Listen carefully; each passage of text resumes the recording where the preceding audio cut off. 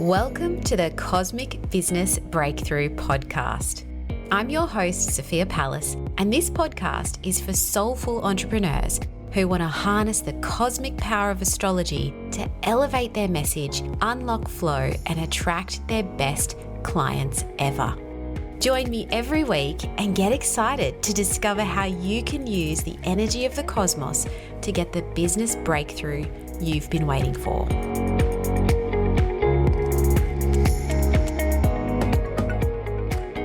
Well, it's that time of year again. Sagittarius season is starting, and that means Christmas parties, end of year school concerts, last minute hair, laser, nail, insert appointment here that you weren't really going to do, but now you feel like it's Christmas time, you have to do it, and shopping center car park chaos. You hear me on this, right? Now, as Sagittarius is one of the signs ruled by Jupiter, the planet of expansion, joy, and excess, it's not surprising that at this time of year, we can feel a little joyfully overwhelmed. We feel like all the things are happening all at once, and maybe we've overcommitted just a bit. Then there's the business side of things, the end of year offers. We're wrapping up our client projects or our course delivery. And the big one, we are planning or trying to plan for next year. Because let's face it, we all want 2023 to be a better year. So how do you strategically plan for next year when there's still so much going on? You can start by listening to this podcast episode. We are talking about strategizing your next bold business move with guidance from the stars. Because when you're feeling a little overwhelmed, sometimes the best thing to do is to get a little help from the cosmos. So in today's episode, I'm going to walk you through how I help clients to plan out their next year in business, keeping their astro energy in mind. We're going to talk about how to know the major themes of your year ahead, what planetary transits to look out for and how they might help or challenge your business activities, and how to work the moon cycle into your strategic plans for the year. Now, this can be one of the most powerful things that you do, even if you only do one of these things. So let's talk about how to know the major theme of your year ahead. So this is one of the first things I will look at with a client when we are doing a strategy day or a strategy session together. I just want to preface this by saying that before I dive into any strategy, I always take a really good look at the chart and make sure I understand what the themes are in that person's business and their life and all of that sort of thing, so that we are mapping the strategy in consideration of that, and obviously their own plans and goals for the year, because everybody has an idea, right, of what they want to accomplish in the next year of business. We all know, okay, well, I've been thinking about doing this for a long time. I want maybe to start a group program, or I want this year, really want to take a big holiday, or this year I really want to, increase my income, or I really want to write a book this year. Like I really want to start writing a business book, or whatever it is that you've had a goal for. Maybe 2023 is when you want to make that happen. So before we actually dive into all of these themes, we need to chat about that. You need to understand that for yourself. And that's the kind of thing I would talk through with a client as well. What is it that you have planned? What do you want to do differently in 2023? Or what do you want? What's a big goal for the year? And how do you feel about the year that was? Because we cannot move forward if we don't acknowledge the past. So we really need to build on top of acknowledging the success we've had in the past, acknowledging the mistakes we've made in the past or the challenges that we've had as well, and go, what do we want to do differently? Or what do we want to build on for the next year in business? And some of this we can reflect on by looking at our annual profections. Now, this is a traditional or Hellenistic astrology technique. It's very old because it's quite simple. It's based on the house system. So if you want to go back and get a refresher on the 12 houses, You may want to do that after listening to this episode because it's going to really help you understand annual perfections. When you are born, you are in a 0 house year. Like you are starting from scratch. You're in a first house year. You're at 0, right? So that whole first year of life is all about building your identity. And because we go around the astrology chart through the 12 houses, we go through a 12-year cycle. So each year of our lives corresponds to a house in our birth chart, and it just follows that order. So when we are 12, we are again in a first house perfected year. Now that's perfection, as in Profection. It's not me just saying it funny. It is actually called perfection. Okay, so we're talking about annual perfections. So if you are, for instance, 36, this will now be your 4th first house perfected year because you've been through that 12-year cycle 4 times. This is your 4th time round. So you're in a first house perfected year if you are 36. And so that's going to bring up all the themes of identity, all of the first house themes. So you might be really thinking about your personal brand in a first house year. You might be thinking about your own identity, your physical body, your appearance, and hence the branding as well, how you're presenting yourself to other people in business. You might also be making some big changes in the way that you present yourself. So I'm starting with 36 because a lot of people that I work with are in their mid-30s. And so it's a good idea to get an understanding of the significant years. So this is important to note. This is not based on, the calendar year. This is based on your birthday. So if you are turning 36 in 2023, you will be going into a first house perfection year. And that means the themes of identity, of branding, of personal branding, of self, of understanding yourself compared with others, all of those sorts of themes are going to come up for you in that year. Now, if you're 35 or you're turning 35, you will be going through a 12th house perfection year, which is quite a lot different. You might have been going through a bit of a spiritual awakening. You might have been having, quite a quiet year if you've gone through a 12th house year, or if you're going into a 12th house year. A 12th house year might be a great time to write a book because it's a more introspective, a more retreat style year, rather than you being up front and center and yourself being on display as it might be in a first house year. You are much more reflective and introspective and behind the scenes in a 12th house year. Okay, so think about your age. You can access a annual perfections chart, which can tell you what year you're going into, and this is something that I would talk to a client about. But basically, if you're 36 or turning 36, you're going into a first house year. If you're 37 or turning 37, you're going into a second house year. If you're 38, you're going into a third house year. If you're 39 or turning 39, you're going into a fourth house year. And so then you go back and listen to the episode on the houses and you get an idea of the themes of those years of your life. Those house themes are going to come up for you in that particular year. Now, I can use myself as an example again. This year I have been 38. I'm really lucky because I have a birthday at the end of the year. So basically my whole calendar year is my perfected house year. It doesn't, because I'm right at the end of December, then I know that my whole year pretty much is going to be in that perfected house. So I have been 38 this whole calendar year. I've been in a third house perfected year. And that's meant a lot of focus on third house topics like communication, like learning, like understanding family dynamics even better. I mean, that's not so much business related, but that's something that happens in a third house year. It's related to family and siblings and school even. So there's been a lot of For me personally, learning about family and talking about school and understanding school better, to do with my children.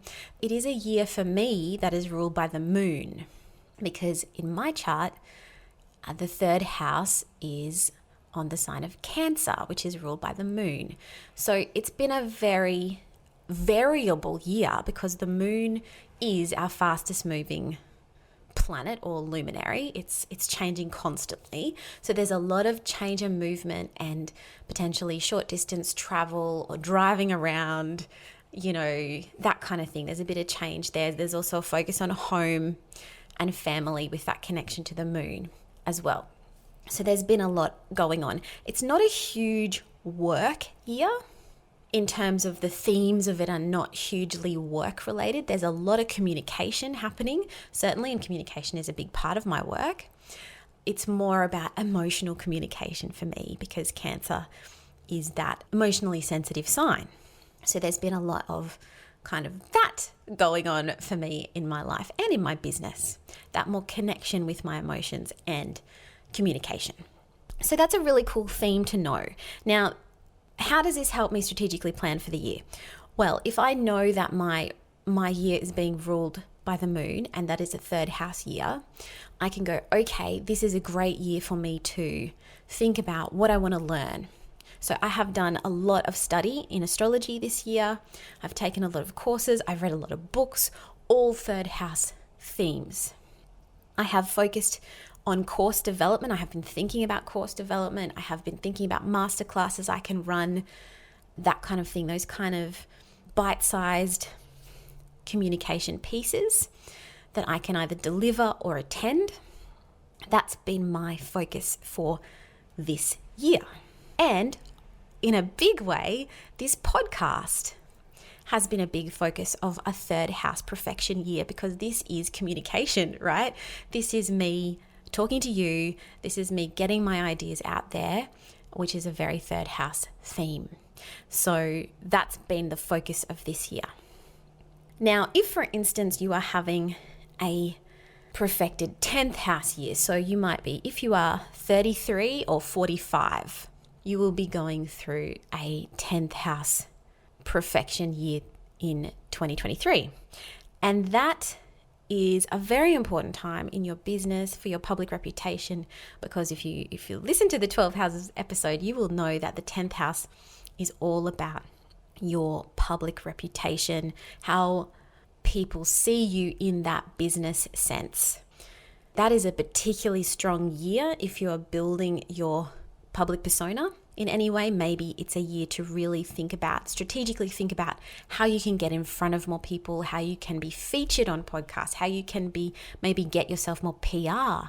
Maybe you are also going to speak on stages or speak at online events. Like, what's happening there in that part of your life? Can you strategically put more of those kinds of activities into your plan for the year? Because that's going to be a really boosted area of your life.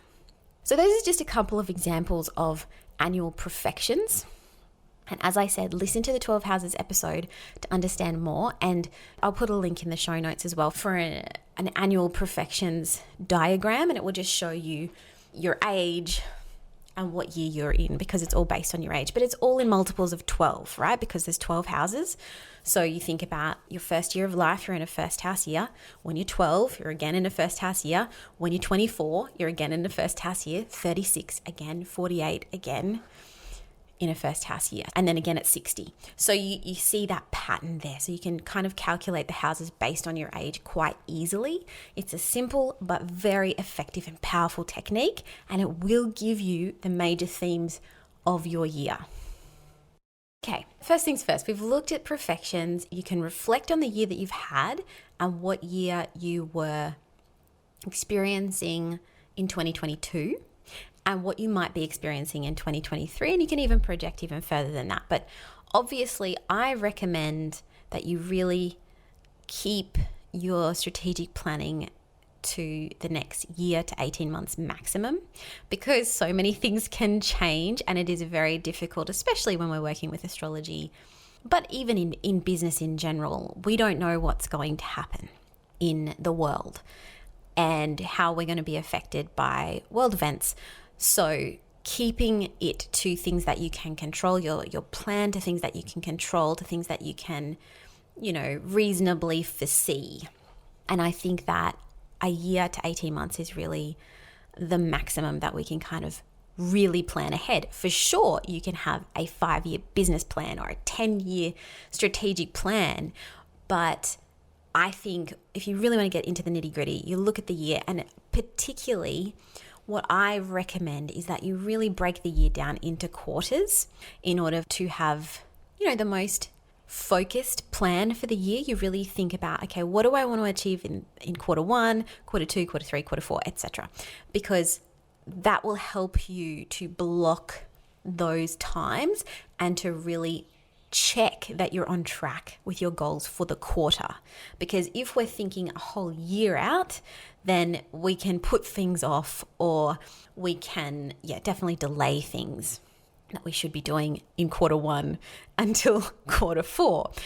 I prefer to work with clients on a quarterly basis, but we can look at the whole year or the whole 18 months ahead in advance, just to get an idea of the themes that are going to come through, so we know what to focus on in business. Okay, so then after we know these general themes, let's think about what planetary transits to look out for and how they might help or challenge your business activities. One of the first things I'm going to look for in a chart, and I encourage you to know more about this if you're interested, is where is Saturn?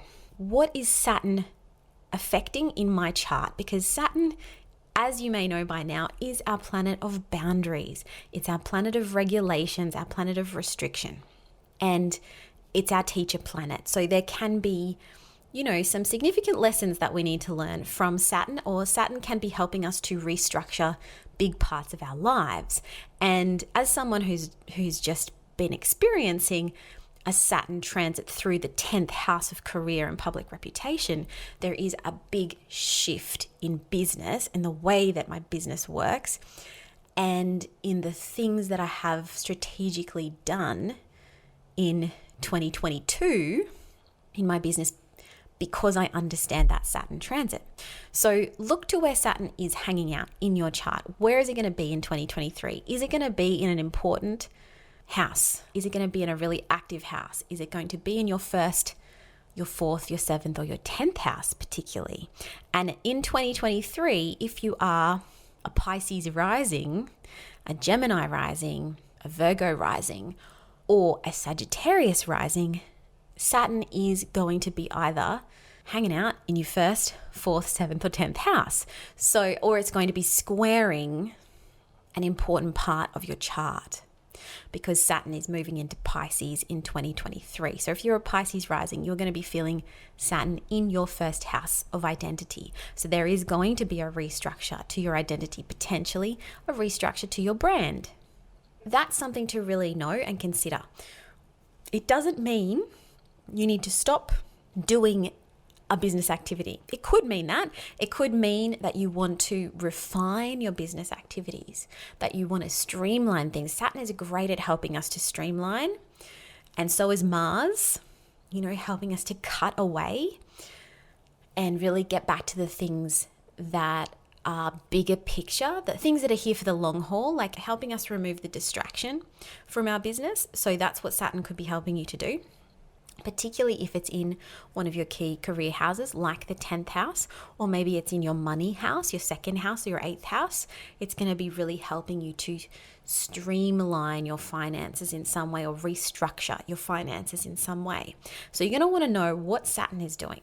You're also going to want to know what Jupiter is doing in your chart. Where is Jupiter? Is it bringing its goods to a work part of your house, a work house in your chart, I should say? Is it bringing the goods to one of your work, career, or business houses? For instance, next year, 2023, Jupiter is going to be moving through Aries and into Taurus. Yay! I'm very excited about this, because that means Jupiter, the planet of joy, abundance, wisdom, all the good stuff, is going to be hanging out in my first house, which is Taurus.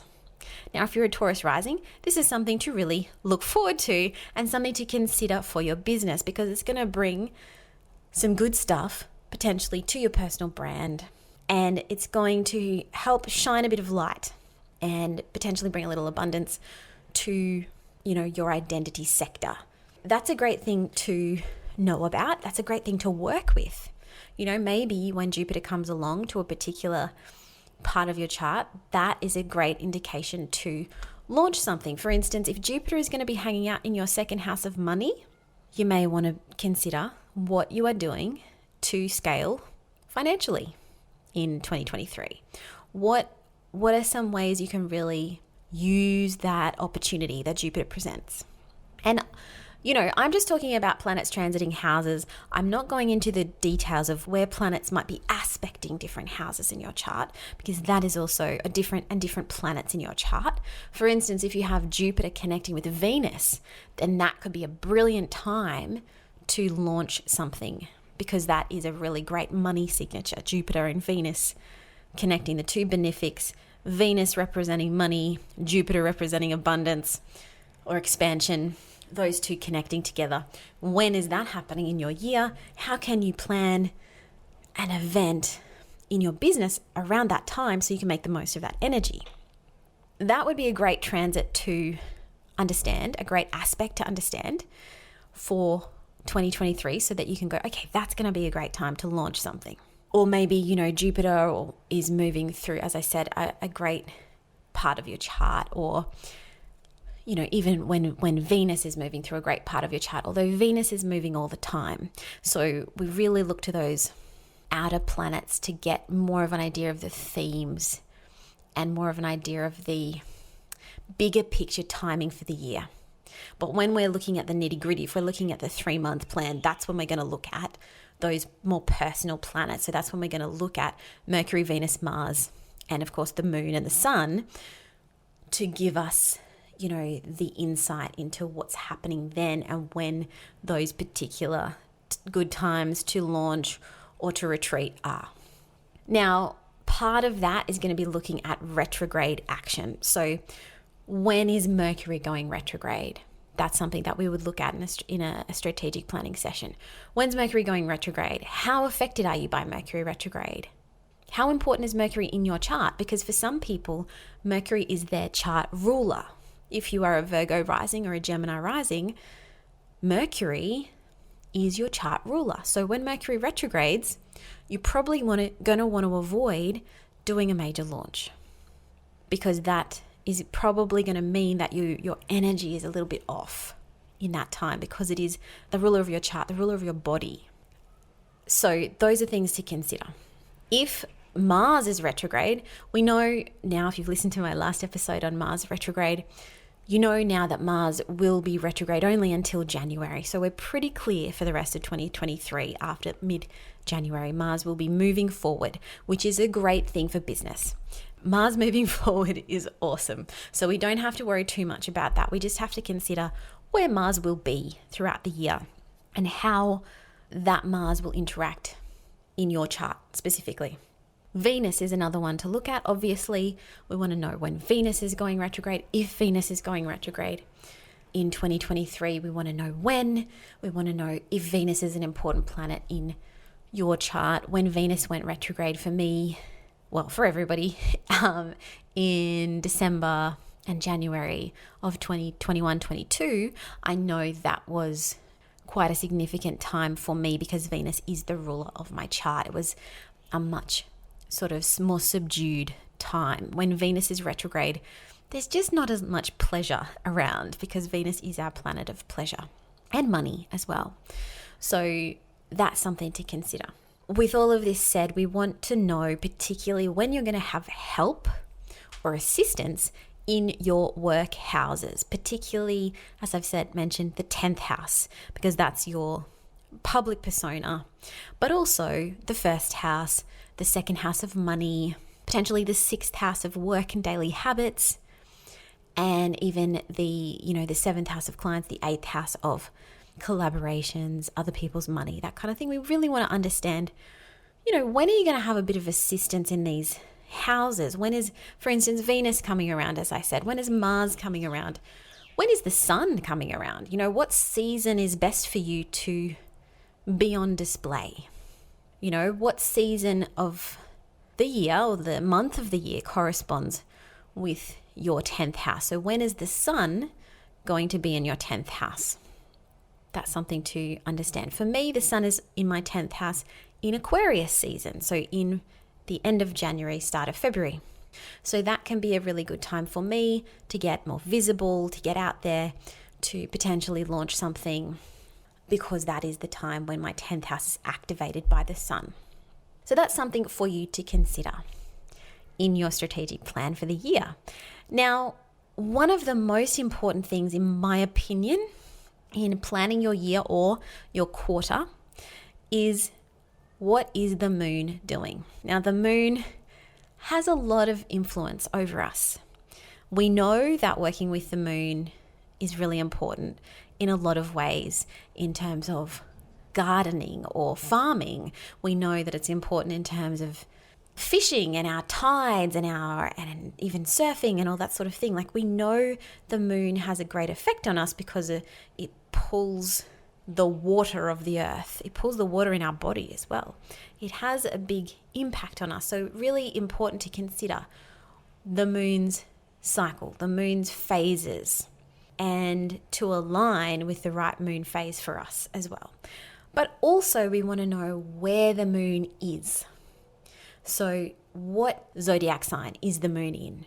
And when is the moon's position more conducive to us doing public promotions? And when is it more conducive to us resting or retreating?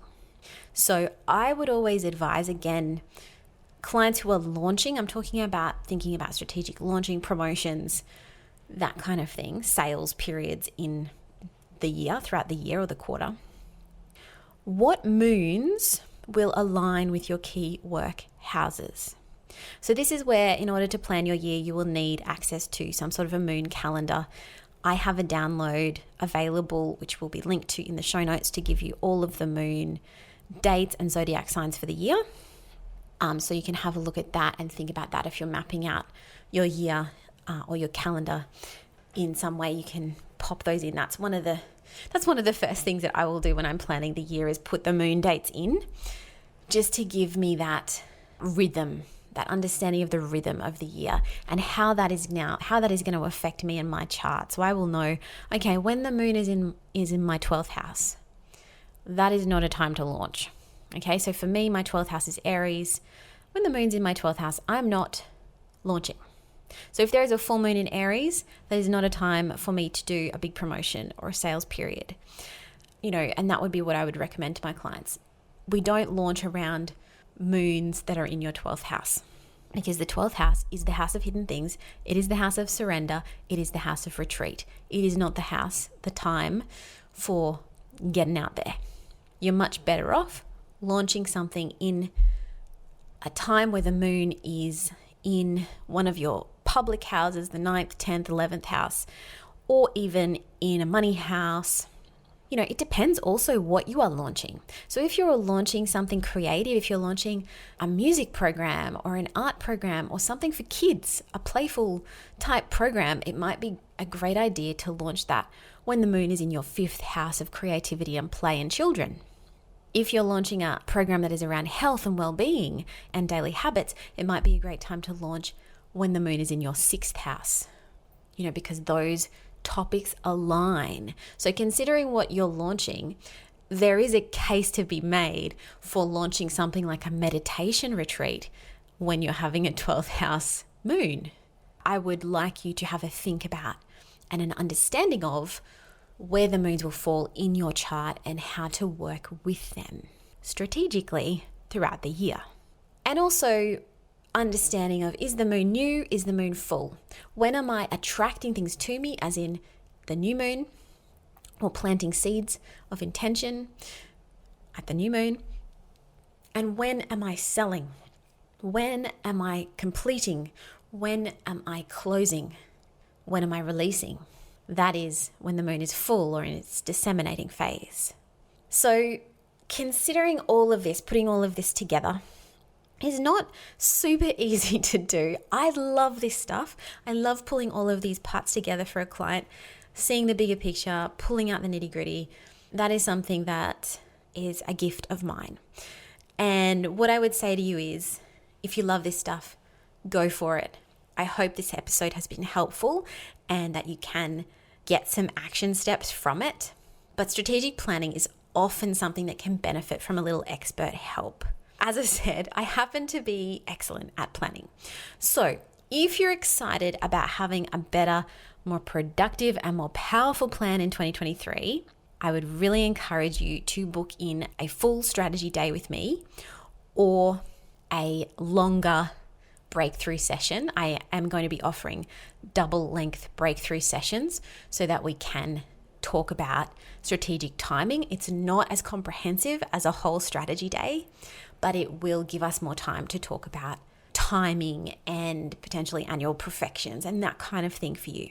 My strategy days are insanely useful because you not only get some incredible astro advice, you're also getting access to my launch brain, which has mapped and run dozens and dozens of high-performing online sales campaigns over the past few years. So I have worked on $700,000 launches, and you get access to that, as well as the astrology that allows it all to just get some extra magic and add that ease and flow to the year. And it helps you get really inspired and decisive about what you're going to do for the year, because it gives that structure. That's what I love about working with astrology. In a timing sense, it can really help bring structure, bring, that Saturnian aspect of like, let's get some boundaries in place for the year. What is this year really about for me? What are these themes? How can I work with this for the year? And what do I really want to get out of 2023? What is it that I'm taking with me from 2022? And what do I really want to get out of 2023? And how can I make that happen with these themes in mind? If you're excited about a strategy day, there will be a link to book your strategy day in the show notes. I don't have a lot of these days available. They're full days, so it's quite a lot, but they are amazing. So get in there and book now while there are still spots. And as I said, there will be some double length Cosmic Business Breakthroughs one-on-one sessions available very soon as well, which will allow you to kind of get that extra strategic advice that we just don't have time for on a single 90-minute session. This is allowing you to get like a deeper dive into what might be happening for you in 2023, but it's not as all-encompassing as a strategy day. Let me know how you go planning your 2023. I'm really excited about next year. I think there is a lot of fresh energy coming through, a lot of planets changing signs, and I will be releasing a forecast episode soon, so stay tuned for that as well. Have an awesome week, and I'll talk to you soon. Thanks for joining me on the Cosmic Business Breakthrough. If you'd like to learn more about what I do, head to sophiapalace.com or follow me at Sophia Palace over on Instagram. If you're listening on Apple Podcasts or Spotify, I'd love for you to take a moment and review the show if you found it helpful and share it with a few friends. Thanks again, and I'll speak to you next time.